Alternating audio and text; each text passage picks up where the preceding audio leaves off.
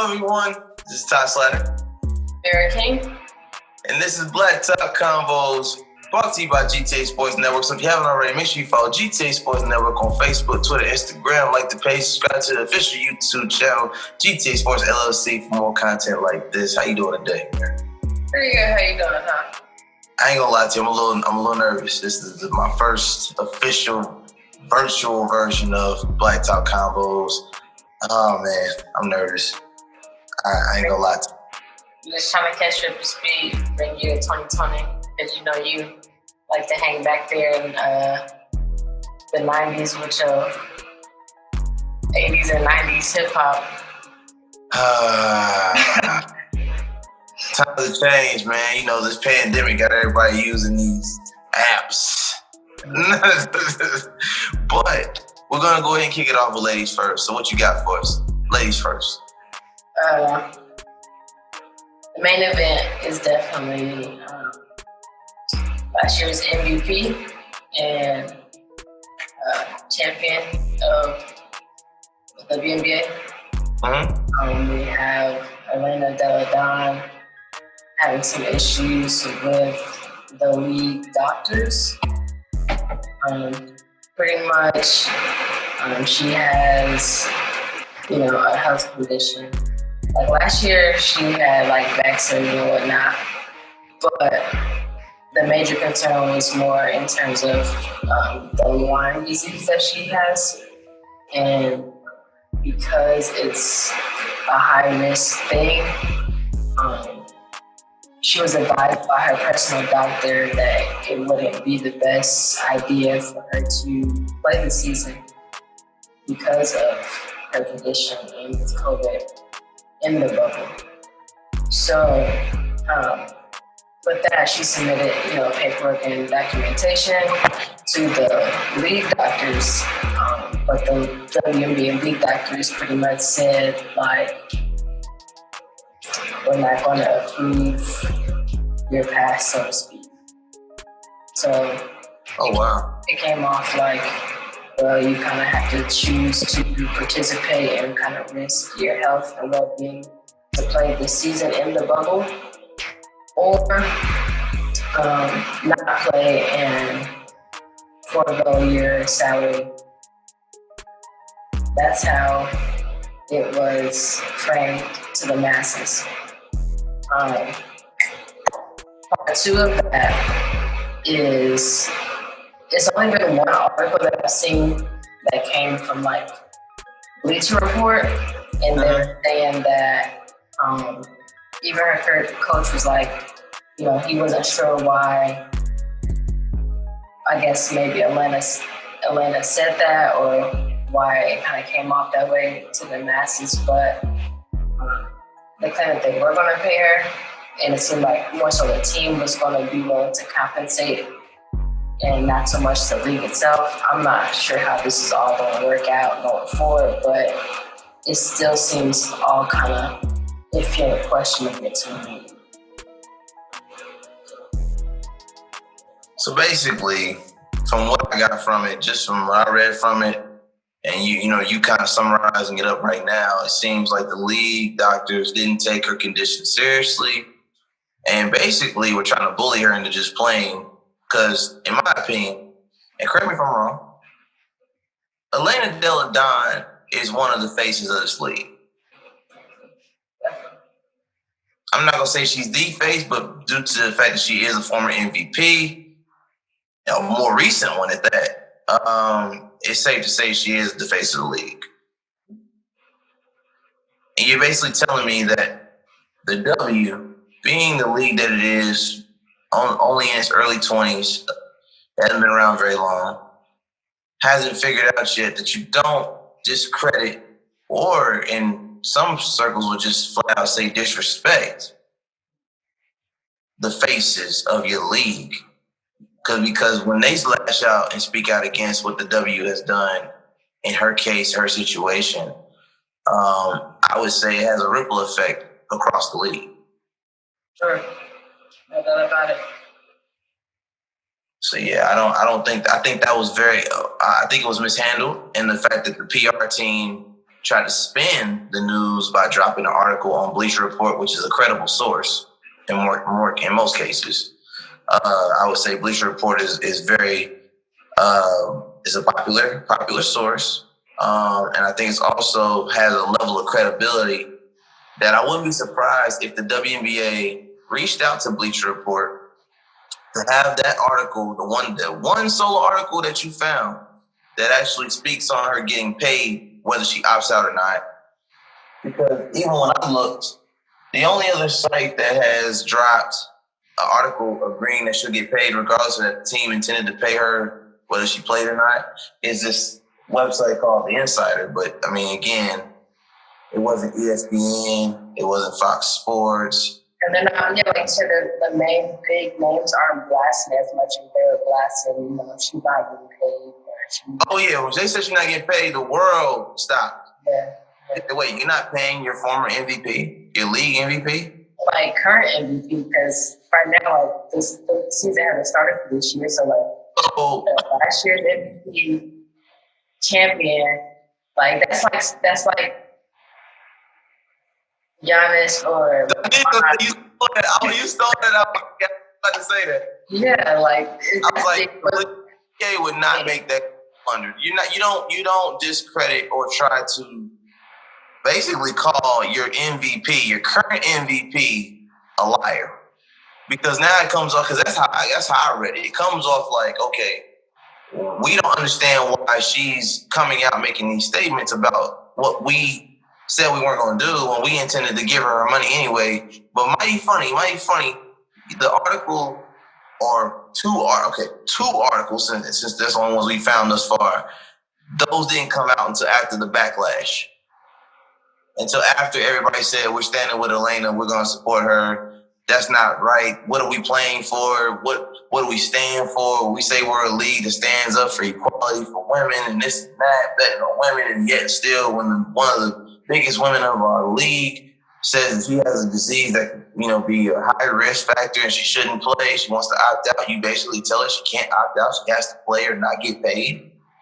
I mean, as an outsider, not even no medical, whatever, before you even consider the paperwork that she submitted about her condition, it's like, why would you want to risk her life? Like, that's not something you play with. It's just... No. Ladies and gentlemen, it's just basketball. Yeah. Basketball been around a long time. It's not going to go away just because we cancel a season or a player decides to opt out for the betterment of their life. That doesn't mean that the sport of basketball will go away. It'll come back. And it's getting to the point where you kind of mentioned it a little earlier about Skylar Diggins, Mrs. Smith, basically saying that she really has been on the fence and not really feeling this whole bubble situation.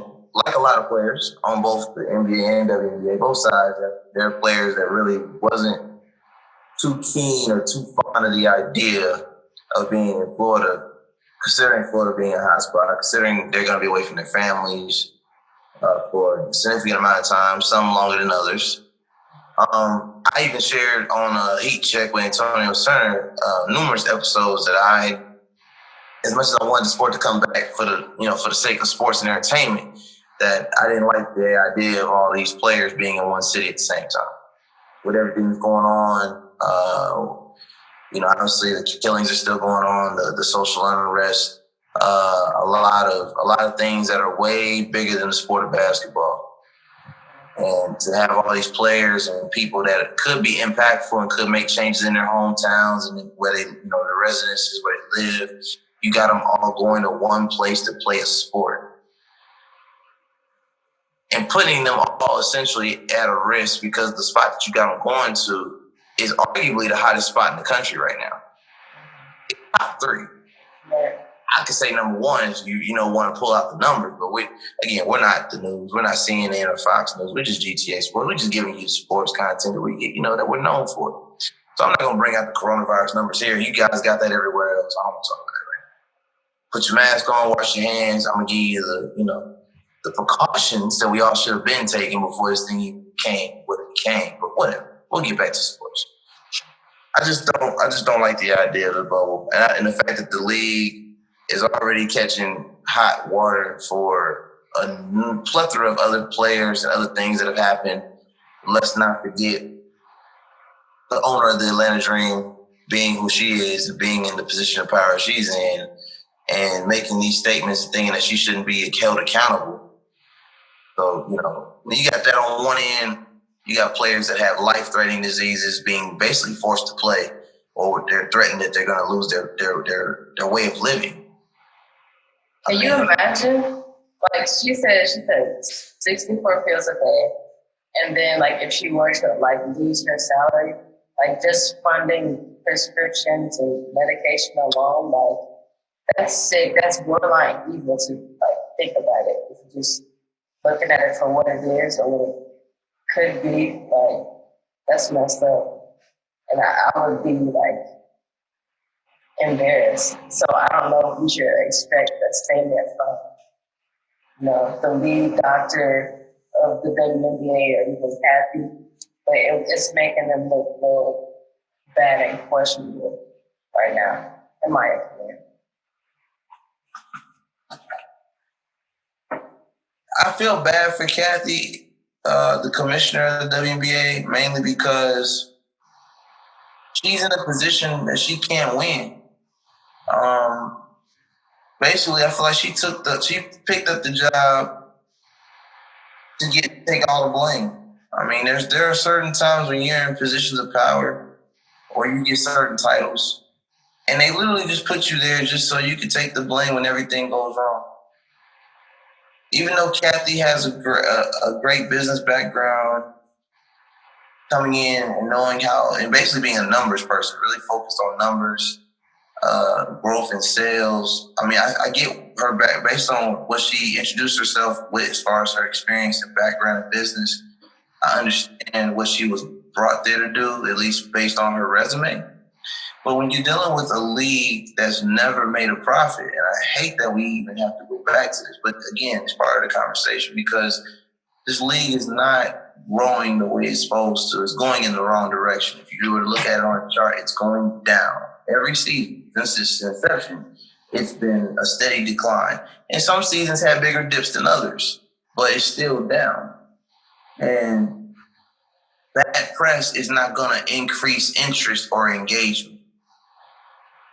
So when you have things like this happen, like with your MVPs and players opting out because their team owners are basically supporting everything that's wrong with the world right now, it just doesn't look good when you break down what's going on inside the W. And I hate that you have to be the person to break the bad news to the world right now. It's like, but this lady's first. It's reality, what's really going on, and somebody has to shine a light on the injustice that's going on inside the league. And that's the other side of it.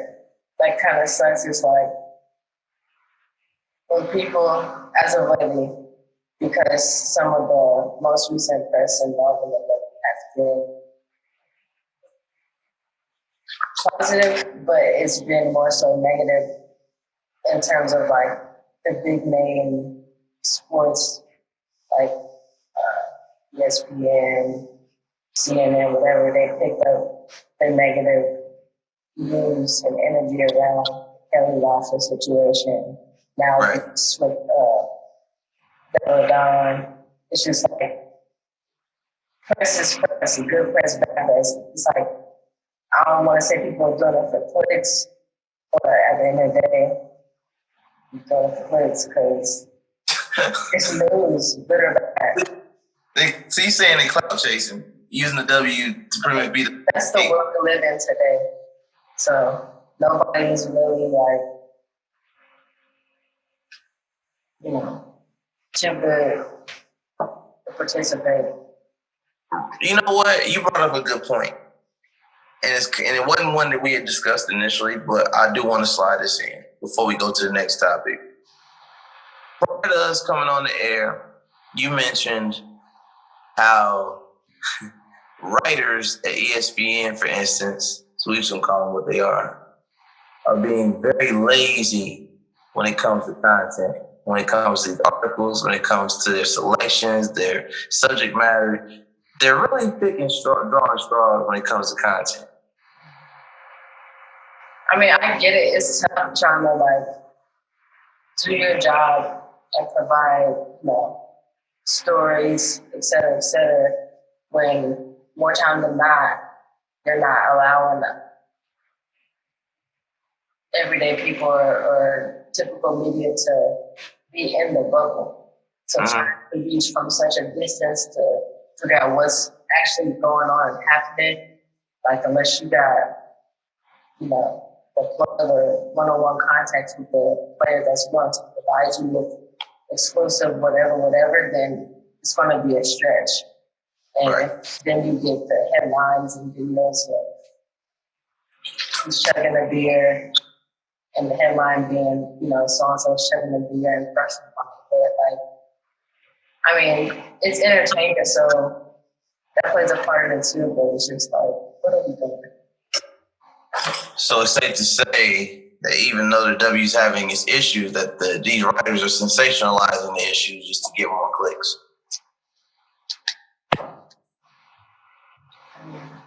Yeah, that's part of it. Okay.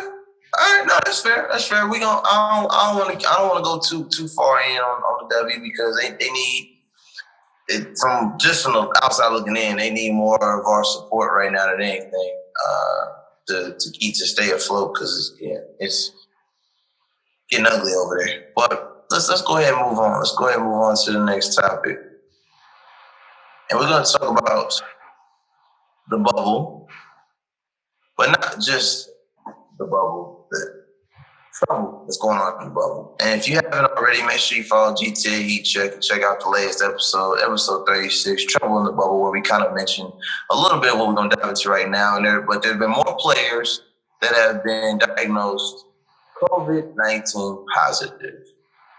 One of the major faces of the NBA that was unfortunately on this list is Russell Westbrook. He was diagnosed with it prior to him leaving for the bubble. So they caught him beforehand. So he's going to have to stay back a little bit before he can come. He has to get two negative tests before he can come into the bubble. James Harden also had it, but he according to the reports, he had it earlier. So he just recently got to Orlando. So he did his quarantine already. He's back now, but he had it. They didn't report it until they reported Russell, and it happened to slide it in there. Oh yeah, James Harden had it as well, but he already did his 2-week quarantine. So now he's in the bubble. It was just reported within a couple hours ago that Eric Bledsoe of the Milwaukee Bucks, which was the last fully healthy team in the league, one of the few teams that didn't have any reports. He's been diagnosed with COVID-19.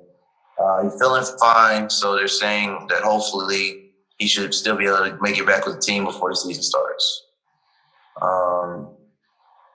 And of course, there's been there's a player people may know, may not know, because he hasn't played in quite some time, but Michael Beasley, a player that just got signed to play with Brooklyn out of free agency before he was able to pretty much officially join the team in their practice in the bubble. He's leaving the bubble because he had a positive coronavirus test. So he's going to do his quarantine. And I don't know if they're going to keep him on the team because he had just signed. So I don't know if they're going to keep him or if they're going to try to fill that roster spot with somebody else. That's crazy. The timing of that. Yeah, he just got on and didn't even get a chance to really officially play with the team yet because he had a corona test that went positive. So I still have that uneasy feeling about this. I mean, I think I hate to say this, and this sounds very selfish of the league, but I feel like it's going to take a player of LeBron's level to catch it for it to be something where they may have to look into canceling the season. It's going to have to be a Giannis or a Kawhi. And I'm knocking on wood. I don't want anybody to get it. Don't get me wrong. But I got this feeling It's going to take somebody major, top tier player. And Russell was the first real major one I think that caught it here recently. Because there's been other players that caught it beforehand that were like up there. But like of course Kevin Durant, but he was injured, so he kind of doesn't count. But I just feel like right now, either it's going to be one or two things: either a big group of them have to catch it for them to cancel, or enough major players, franchise players, will have to catch it for them to cancel it. And that's a shame.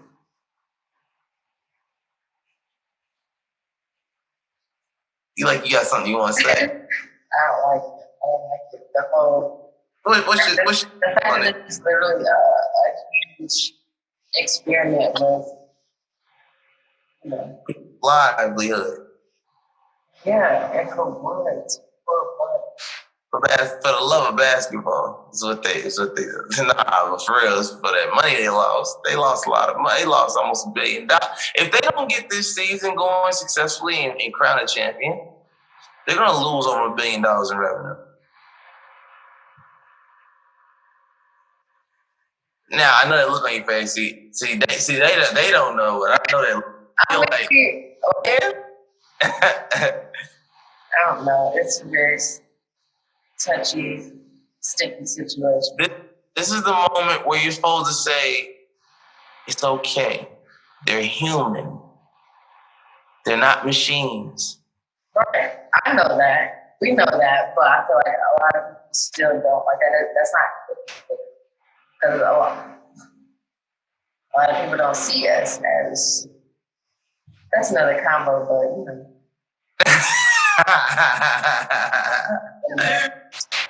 So to wrap things up, Zion Williamson now hasn't been reported. It hasn't been reported that he has COVID. He left the bubble. They said urgent family emergency.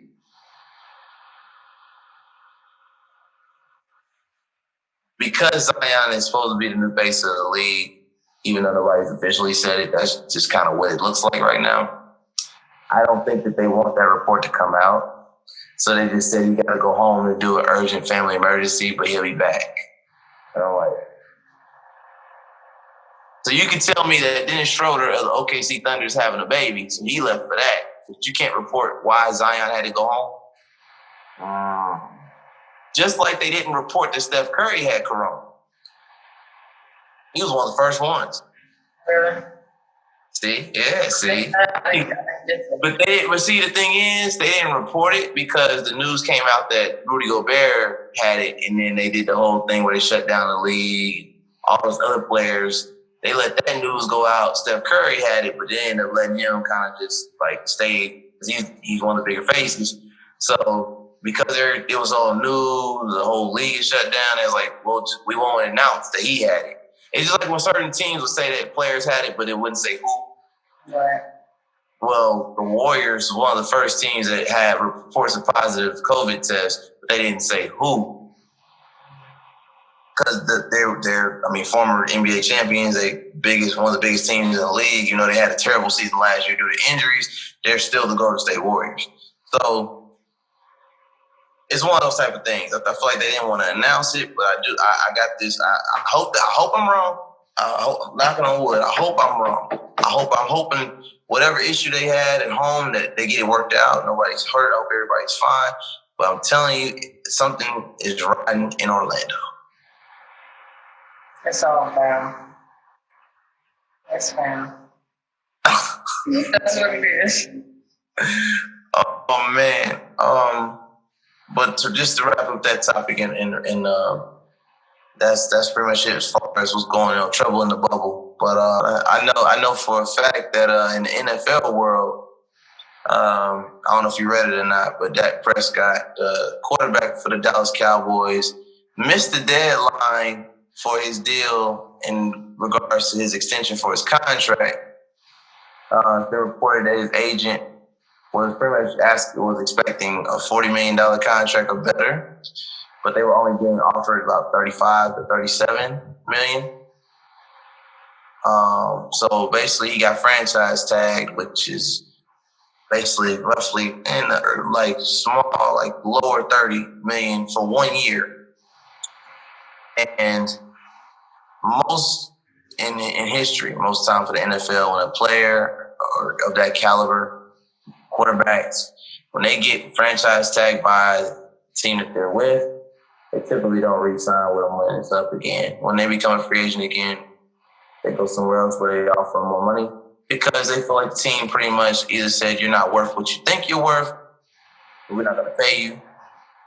But a lot of people have reported, including Shannon Sharp as well as Skip Bayless on Undisputed, that Patrick Mahomes' history-breaking contract played a major part in why Dak felt like he should get a bigger contract. I feel like everybody don't think that, it set the bar higher had they just came to an agreement before that came out. I feel like it would have been a better chance to come to an agreement on both ends, but they basically ran out of time and they didn't make a deal before the deadline, so he has been franchise tagged. And I honestly think he's going to leave Dallas Cowboys because it's just not. There's obviously a bad blood situation between the owners, Jerry Jones and his son Stephen Jones, Dak Prescott and his agent. They're not seeing eye to eye, and I think the agent's probably asking for too much money because everybody knows sports agents get their money off the top.